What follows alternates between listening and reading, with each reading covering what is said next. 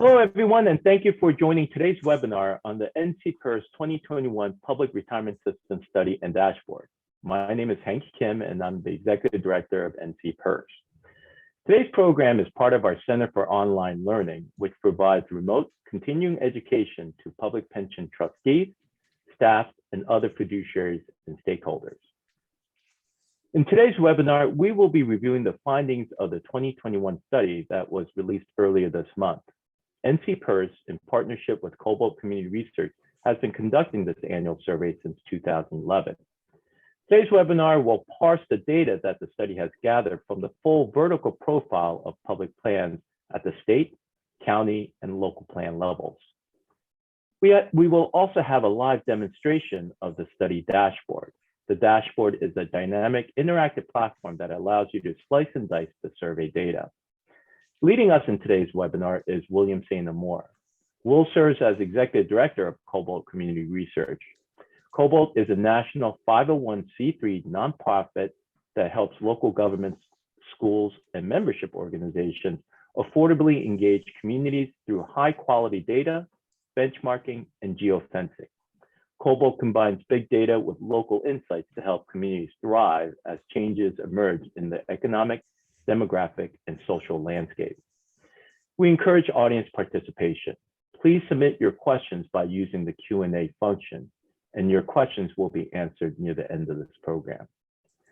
So with that, Will, let me turn it over to you. Well, thank you very much. So let me share my screen, and folks can look over my shoulder as I go through this. Bear with me just a moment while I come in and fire this up.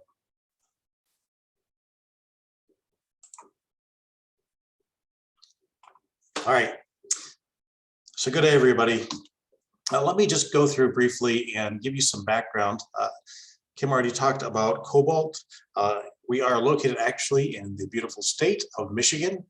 We are also the home of the Michigan Nordic Fire Festival, which I am a board member of. So, you know, if you want to dress funny, drink mead, and throw spears, come on out the last weekend of February. All right. This is the 11th year of this particular study, so we've been learning quite a bit as we go through this. The goal really to explore public sector retirement practices. What are you doing? What are you thinking about doing? Look at really what's the most current data available, basically fresh off the press in terms of your CAFR data, so that we can get information and see what kind of decisions you're making as quickly as possible.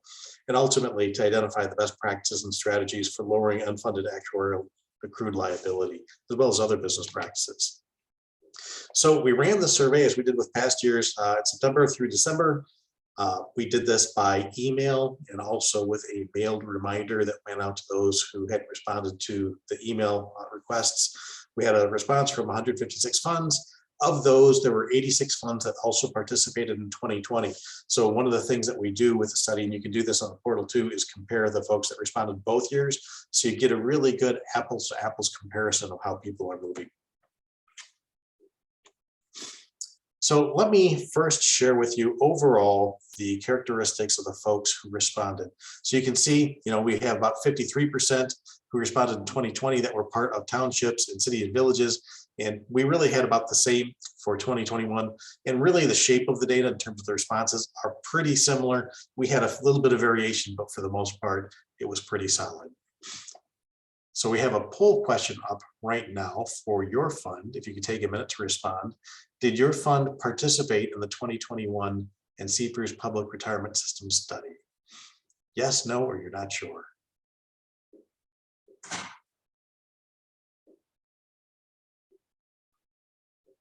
And I think Amanda will be cutting us off in just a couple of seconds. All right, 58% said that I'm not sure, and then really evenly divided between yeses and nos. So there should be some good information in here for you. Okay, let me start off by looking at the investment returns. So reporting funds saw on average 1-year returns of around 14%.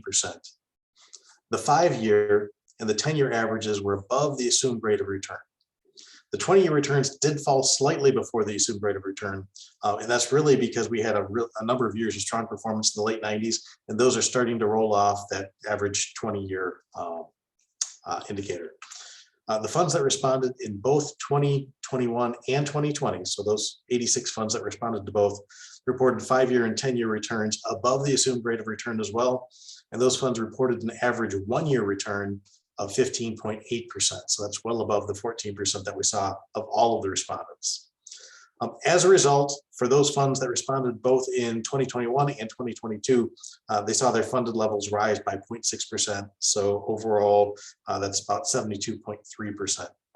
Funds overall, so everybody who responded to the survey, gave us a 74.7% funded level for 2021.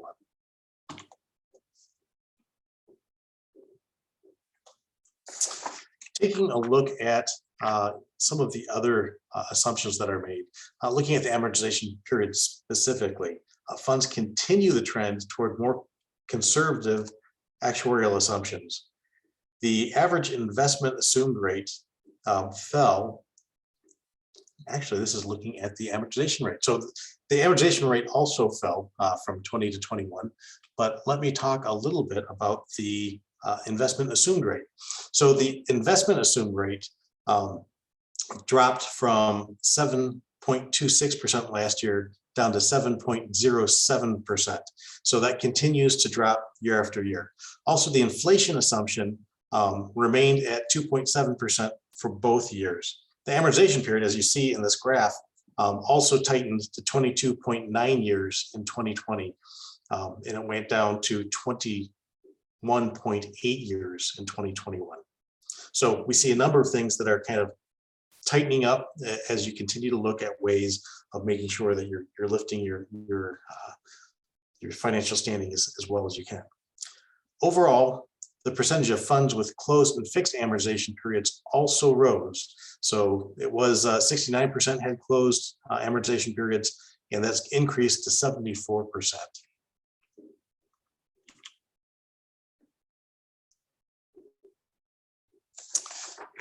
Another key finding is that the overall average expense for all respondents to administer the funds and to pay administrative management fees overall fell to 54 basis points. So for those of you who aren't quite sure of what a basis point is, 100 basis points equals 1 percentage point. This is down from 60 basis points in the prior year, so it dropped by about 6 basis points. According to the 2021 investment company fact book that we look at every year when we look at these expense costs, the average expense of most hybrid funds is 59 basis points. So retirement systems continue on average to outperform in terms of providing the benefits at a lower cost than those that are provided by the private sector.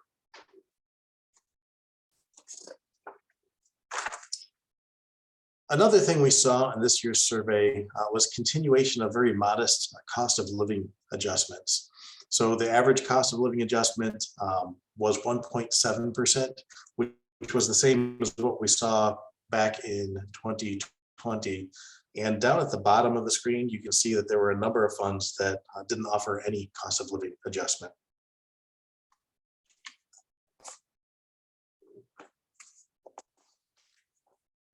The other things that we've been keeping an eye on is overtime. The exclusion of overtime in the calculation of a retirement benefit has continued to increase. So in 2020, about 51% of all of the reporting funds excluded overtime from the calculation, and this has bumped up in 2021. This is now 54%. This is a bit of a busy slide, and if you take a look at the full report or you go online, you can play around with this a little bit more. But we want to talk about the stronger business practices and things that retirement systems are putting in place really to continue to tighten practices. So several areas that have been already implemented. We see that overall funds increased their implementation of death audits, actuarial audits, administrative tools used to manage member data, and asset allocation studies. When we look at things that people are considering implementing, there's a couple that jumped up to the top. So increased consideration of enhanced online and also mobile member account access, so allowing people to get in and access their data and make changes as needed. Something else, we've seen this a lot in the news with various employers across industries, but it is also affecting the retirement industry. Unlike 2020, we've seen a jump in terms of the number of funds that are either having difficulty or anticipate having difficulties attracting and retaining skilled staff. So this percentage overall of everyone who says that they expect it to be a problem up to a significant problem has gone up to 56% for the 2021 survey. And back in 2020, this was only 28%. So we've seen a significant increase in the amount of concern that folks have in this area.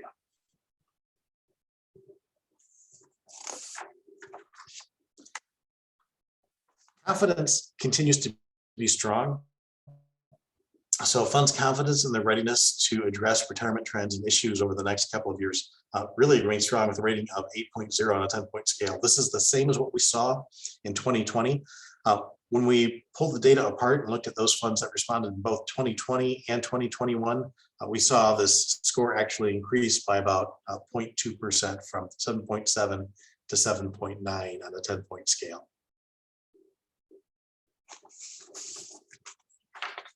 And just overall looking at funded levels, that's something that we always like to take a look at. The average funded level for everyone who reported the entire universe is 74.7%. This is down from the 75.1% for everyone overall in 2020. However, again, when we pull out and look at just those funds that responded both years for the apples to apples comparison, we saw that the funded levels actually increased by 0.6% to 72.3%. The graph essentially just shows you the distribution of funding levels by the size of the fund, total members, both active and retiree across the bottom. Then you have the funded ratio across the top. We have a couple of lines here that are references. This black one is the average funded level. The red one is the level that Fitch provides, Fitch ratings to be considered adequate. So you can see, most of the cluster is north of that line. There are some funds though that continue to work on bringing up that funded level. So before I dive into the demonstration, Hank, do you want me to answer any questions before I jump into the next piece? Yeah, why don't we do that, William? William, so there's a question. Is the funded level market value or actuarial value? The funded level is actuarial value. Okay. The other question is, how are the expenses on page 8 of the report calculated? Can you share the formula on the NCPERS website? So on the study website, we do have the information as far as what to be included and what's to be excluded for both the investment side of it and also the administrative side of it. I can't tell you right off the bat what all those pieces are, but if you go out to cobaltcommunityresearch.org/NCPERS, there's a frequently asked questions document that does go into that. And then also, certainly, Hank, I'm sure you'd be happy to put that information up if you don't already have it on your site too. We can definitely do that. Then there are a couple of additional questions from the chat. Are the reported returns calendar year or fiscal year? And if it's fiscal year, is it based on fiscal year ending on June 30th? Yeah, so that's interesting. It is based on the fiscal year, but different retirement systems have different fiscal year endpoints. So on the portal itself, and I can show you this when we go there in a minute, we actually filter it out by fiscal year. So different points of the year definitely have a huge effect in terms of what those investment returns look like.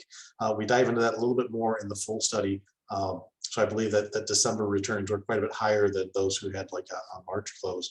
But I'll dive in, we can look at that together. Then there is a question, do you have any information on plans that use a third-party administrator? We don't have any data to show the performance compared to that. Certainly when we send the information out for plans to complete, there are some TPAs that complete the information on behalf of the fund, but we don't have anything pulled apart. If that's something that you're interested in, maybe shoot an email to Hank, and that's something that we can chew on as we look at the report that we put together for 2022 this fall. Great, thank you. And my email is hank@ncpers.org. Then final question at this point is, what is the funded ratio that is considered adequate? So that red line that you referenced. Yeah, so that's the Fitch ratings, and let me jump over to it. So that's 70%. But as we all know from a pension world, there are various reasons of why you might be above or below. If you're a younger plan, certainly it takes a while to bring the funding up. If it's a situation where you've been underperforming, and there might be other reasons of why you need to increase this. One of the classic things that we've seen with other funds is whether or not they're getting their full actuarial contributions from the sponsor. That has not always been the case, and so I think that is becoming much more prevalent, that people are getting the full contributions than maybe has been done historically. But those years where the sponsors have not been as have not fully paid that contribution has taken a toll on a number of funds. Yeah, and just to underscore Will's statement, so that red line is adequate funding as Fitch Ratings stated. It is not something that NCPERS necessarily endorses. If you want to really look at the health of your plan, you should consult with your actuaries. Absolutely. Great. I think that's it for now. Oh wait, right. I'm sorry. Hold on. Sorry. One more. One quick one. Can you give us a Cobalt web address for the expenses formula again? Yeah, it's Cobalt Community Research, so COBALT communityresearch.org, and then a / NCPERS, and that will take you right into the project landing page. And one of the buttons there will take you to the frequently asked questions, which has instructions on what to include in those different expenses. Great. All right, so now I'm going to dive over and take a look at the Tableau page. All right, hopefully everyone can see this. I apologize that the writing is so small. When you actually go out and play around with it, you'll be able to see it much more readily, but just the portal itself doesn't size very well as we deal with things. Let's see if I can bump it up a little bit, just playing with my browser, which might help some of you. Okay, so when you land on this page, you land on the introduction, which just covers a lot of the basic findings, the things that I just talked about in this whirlwind tour of our results. The who responded goes in and it talks about information on characteristics of the funds, some other kind of general questions that we asked. But I want to draw your attention to all of these filters over here on the far right-hand side, because this is really where the magic happens as far as being able to kind of tailor the results to your own particular situation. So a couple of things. First, we have the prior year participant. So if you want to do that apples to apples comparison to look at the folks and how they responded in 2020 compared to how they responded in 2021, this is the place that you do it. So what you want to do is click off the no, and then that will adjust to give you just the results for the folks who responded both years. And down below here, you can see the response year 2020 and 2021. You can bounce between those two depending on which particular year you're interested in. If you're trying to compare the report from last year to the report this year, the folks who responded in both years in 2020 and 2021 are different because, last year when we were doing the study, we were comparing the 2020 folks to 2019. So the grouping, the cohort is a little bit different. But still, this gives you the apples to apples compared to 2020 and 2021. Other things that you can do is you can filter by the whether Social Security is provided to your members. So yes or no, or any mix thereof. You can also filter by the total number of participants. So we have 10,000 to 100,000. We have 100,000 more, fewer than 10,000.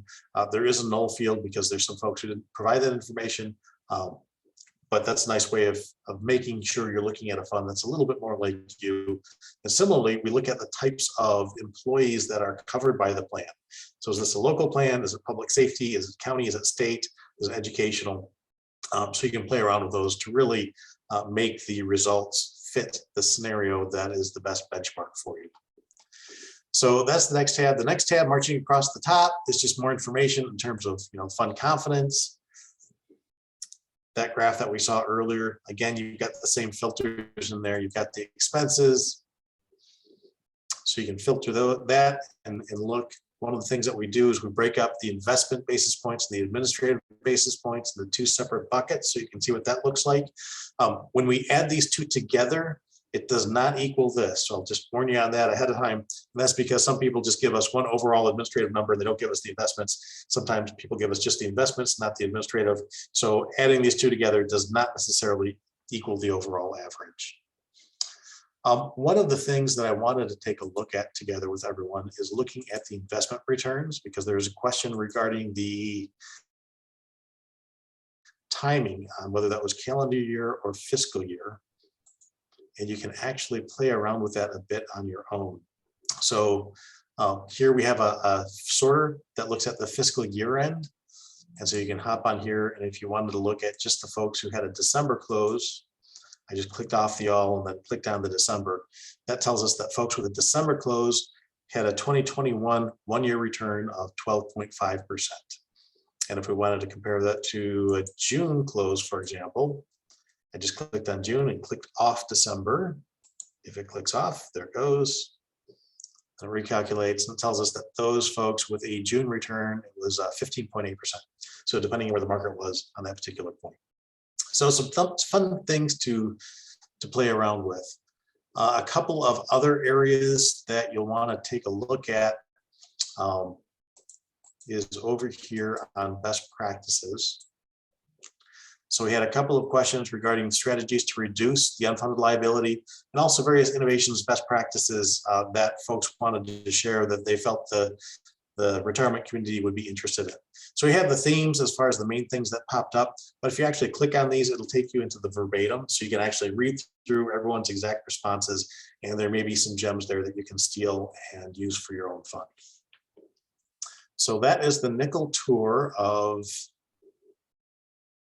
the portal. Are there any other questions before I jump back out of there? No others at this point, Will. Okay. Then let me hop over and we'll finish up the slide deck. So bear with me.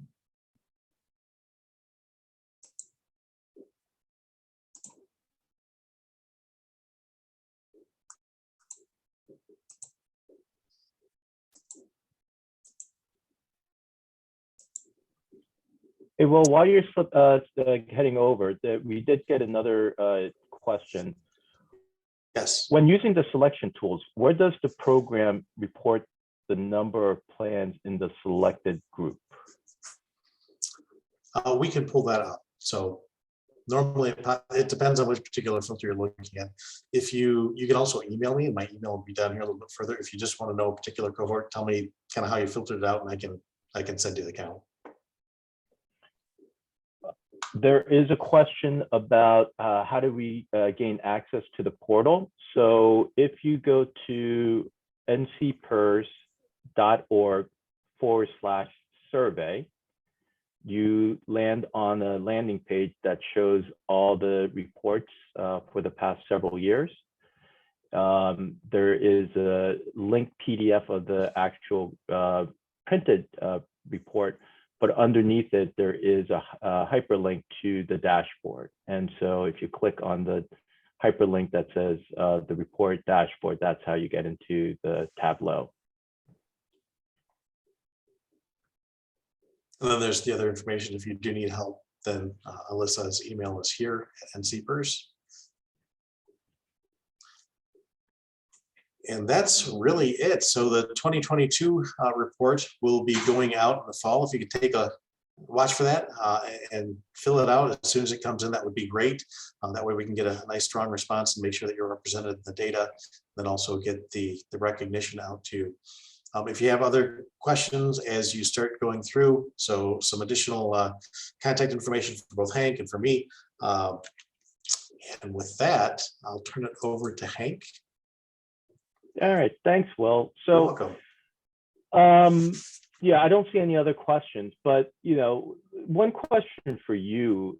So we've been doing this now for 11 years, right? Or is it 11 or 12? 11, yeah, this is the 12th year that we'll be going into. Yeah. So, from where we started to where we are now, when we started was in 2021, sort of we were still just tiptoeing away from the crater that was the great financial crisis. What are the larger sort of macro trends that you've been observing as we've been doing that's a good question. We talked about that a little bit before the call. One is that funds have really continued to be pretty aggressive in terms of adjusting various assumptions, really trying to ratchet things down to run as tight a ship as possible from that standpoint. So we've seen the amortization period drop. We've seen the number of plans that had closed amortization periods. We've seen that increase. Overtime used to be more the rule, as far as people would work on spiking up their pensions as much as possible in their last few years of service. We've seen that really decline in terms of the number of plans that do that. We've seen the funded levels generally rising. I mean, there's been some oscillations on that because we've been doing this for a while, but generally they're trending up. We've seen the confidence increasing. I think when we first started doing this, there was a lot of ugly stuff going on from a policy standpoint, and there were changes going on with GFOA and so on. And I think we're well past that. And so plans feel like they're doing a pretty good job. When we look at practices as far as actuarial audits and all of those kinds of good housekeeping things, we've seen those increasing as well. So overall, it's been a really positive experience to see the things that plans are putting in place. Yeah, I will underscore, well, to your point, one example is, that you highlighted was the ratio between closed amortization versus open. I think that number has essentially flipped since when we first started in 2021 or 2011, when I believe only about a third of plans had closed amortization and 2/3 had open, and now it's the other way. 2/3 have closed and only a third have open. So yeah, I think that's one dramatic example of sort of the tightening of the belt, as it were. It'll be interesting to see down the road as we look at the assumed investment returns. So we've seen those trending down regularly over the course of the studies that we've been doing, but we've been in a very low interest rate environment. So if that environment is now shifted, it certainly has from 2021, but depending on how long that shifts, it'll be interesting to see if the assumed rate of returns start going up a little bit, just because inflation is back and that's going to have an effect. Well, we do have another question. The question is, have you looked at the funded ratio versus annualized rate of return? We have that data. We haven't put the two data points together, but that's something that's very doable. Well, I again, thank you for the partnership. In closing, I will just echo what Will said just a few minutes ago, so that if you are a plan that has not participated in 2021, we do encourage you to participate in our annual survey. The survey instrument will go out sometime in the August-September timeframe, correct, Will? Correct, yep.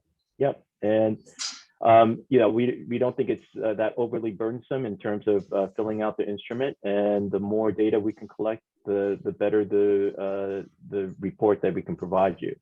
So, well, thank you again for being with us, and I thank everyone for joining us today. Thank you, everybody. Have a good week.